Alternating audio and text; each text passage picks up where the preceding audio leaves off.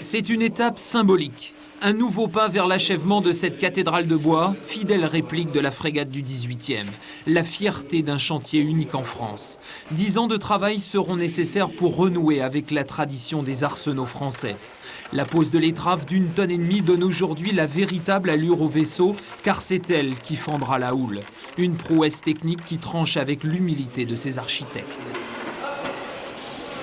C'est un peu motivant pour le métier parce on est plutôt des métiers de l'ombre où le charpentier, on ne sait pas ce qu'il fait. Aujourd'hui, on nous met en valeur. C'est sympa.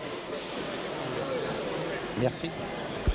250 000 personnes ont emprunté les coursives du chantier depuis le début de l'année. Un engouement extraordinaire pour ce défi au savoir-faire auquel 7 hommes seulement travaillent d'arrache-pied depuis 1997.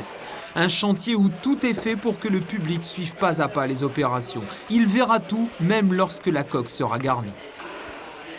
On va faire en sorte que le public, d'abord pour l'extérieur, il n'y a aucun problème parce qu'il se servira des chemins de visite actuels. Et pour l'intérieur, on va faire tout notre possible pour qu'on puisse voir en surplomb, c'est-à-dire par des chemins qui vont passer au-dessus du navire, que les gens puissent voir la construction à l'intérieur. 60 millions de francs pour ce 3-mâts de légende dont l'ancêtre servit les intérêts du marquis de Lafayette dans la conquête des États-Unis. C'est le 21e siècle qui le ressortira de l'histoire et c'est bien sur l'estuaire de la Charente qu'il reprendra vie.